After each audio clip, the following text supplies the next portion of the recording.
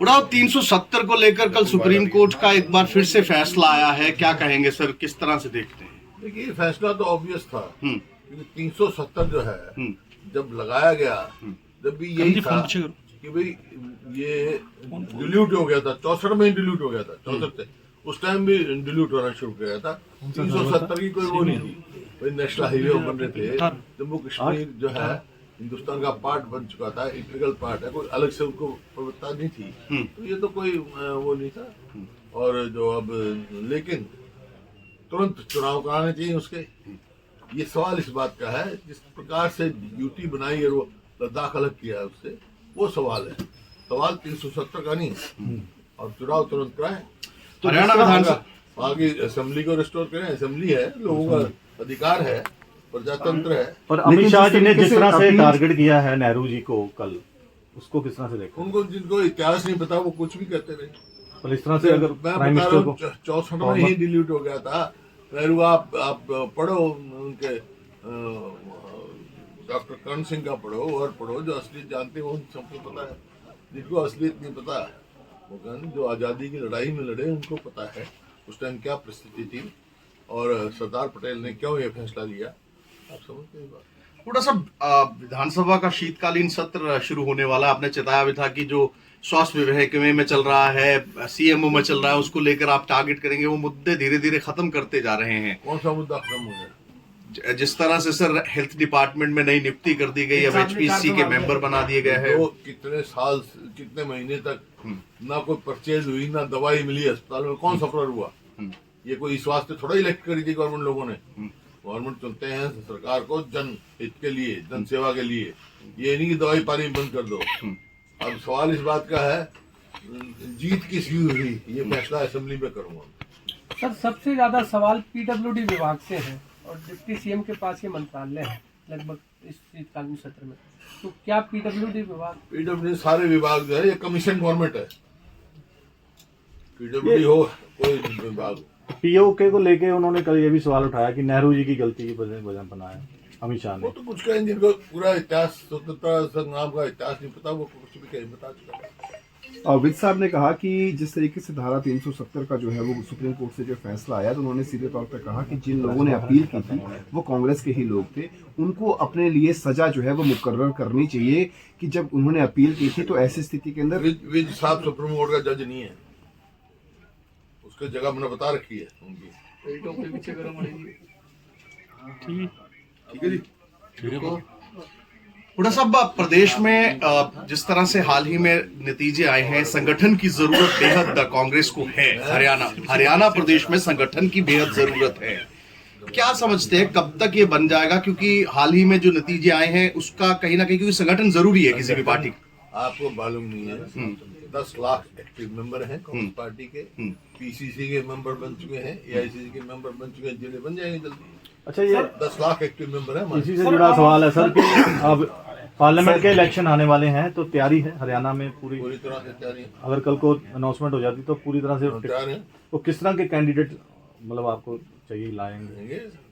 जीतने वाले कैंडिडेट लाएंगे। मध्य प्रदेश के अंदर सर भारतीय जनता पार्टी ने सभी को चौंकाने वाला डिसीजन लिया है। 4 बार के मुख्यमंत्री को सीएम नहीं बनाया गया। एक स्ट्रॉन्ग मैसेज जो है वो पूरे देश के अंदर, समूचे राज्यों के अंदर जाता है कि जो पहले से सीएम रह चुके हैं वो सीएम पद की दावेदारी को लेकर एक स्ट्रॉन्ग मैसेज जाता है। किस तरीके से देखते हैं और कांग्रेस के अंदर इसका कितना इम्पैक्ट देखते हैं? कांग्रेस का इसका क्या वास्ता, उनका अपना फैसला है।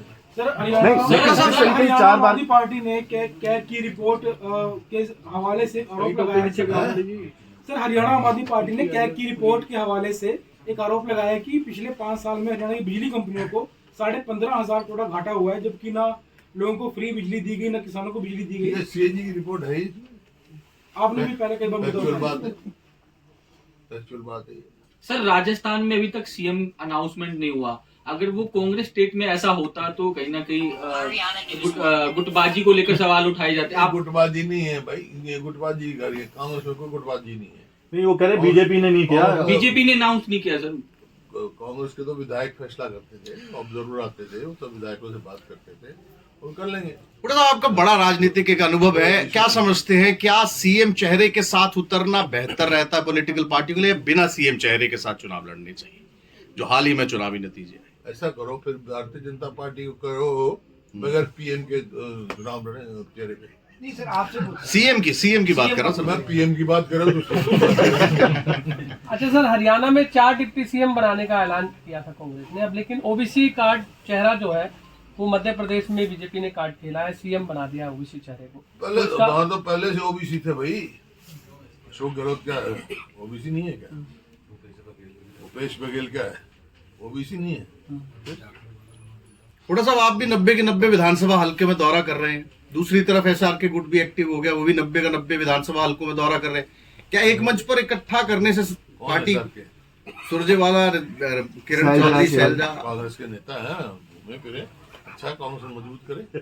सर, इंडिया गठबंधन का कितना असर देखेंगे 2024 में? इंडिया गठबंधन का देखो, शुरुआत है, अच्छा है। प्रजातंत्र में सत्ता पक्ष और विपक्ष दोनों मजबूत होने चाहिए। जब प्रजातंत्र मजबूत हुआ, इंडिया गठ अभी शुरुआत है उसका।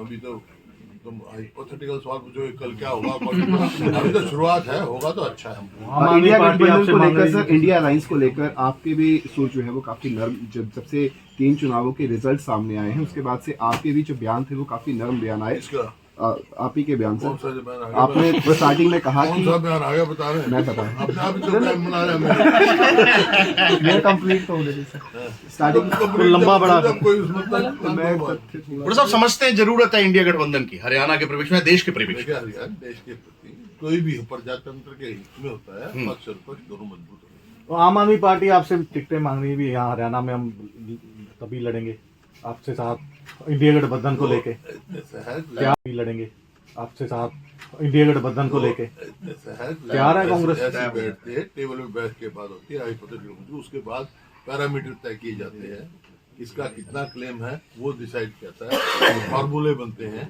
जब बात करना मेरे से। ठीक है। सर, बीमे के पैसे काट लिए फसल के, लेकिन अभी तक उसका बकाया जो है किसानों को नहीं मिला। हाँ, क्लस्टर 2 में कई 7 जिले जो हैं जी जी उन्हें नहीं दिया, किसान परेशान है।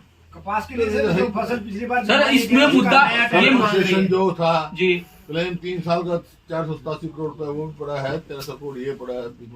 तो ये मुद्दा विधानसभा में भी रखेंगे हुड्डा साहब? क्यों नहीं रखेंगे? कल बीजेपी ने एक और वहां पे पार्लियामेंट में निशाना किया कि 300 करोड़ से ज्यादा जो कांग्रेस के एमपी से मिले हैं, तो वो कांग्रेस को बदनाम करें। क्या लगता है कि इसको देखिए, वो व्यक्ति की बात है, कांग्रेस से क्या होगा?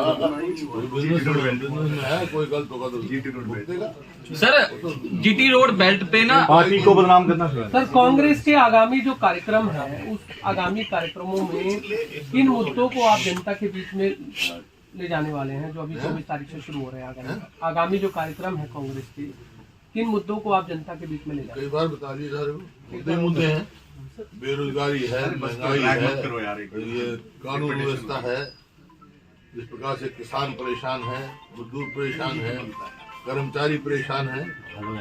हुड्डा साहब, जीटी रोड बेल्ट पर पोस्टर लगे हैं कुमारी शैलजा के, कुमारी शैलजा हकदार नहीं सीएम की दावेदार है। फिर आपको एतराज है? अच्छा सर, उन्होंने एक ऐलान महिलाओं के लिए किया कि सरकार आई तो 15,000 रुपए महीना हम महिलाओं को देंगे। कुमारी शैलजा ने ऐलान किया है कि यदि कांग्रेस की सरकार आती है तो हम 15,000 रुपए महीना। 18 से ऊपर 1500 क्या होगा? 15,000 रुपए महिलाओं के, हाँ, साल कुछ तो कहेंगे सर आपको। भाई हमारे पॉलिसी है भाई, हमारी पार्टी। आपकी घोषणाओं पर सर ऐतराज जताया गया और सर, एक एक गुलाबी मिनट सुंडी का में मुआवजा नहीं मिला है। बोल सर, एक गुलाबी सुंडी का मुआवजा अब तक नहीं मिला। क्लस्टर 2 में जो कंपनी भागी थी, सरकार दोबारा टेंडर मांग रही है। लेट आता है, पहले बात होगी। हो गई। ठीक है sir, thank you. Thank you ji.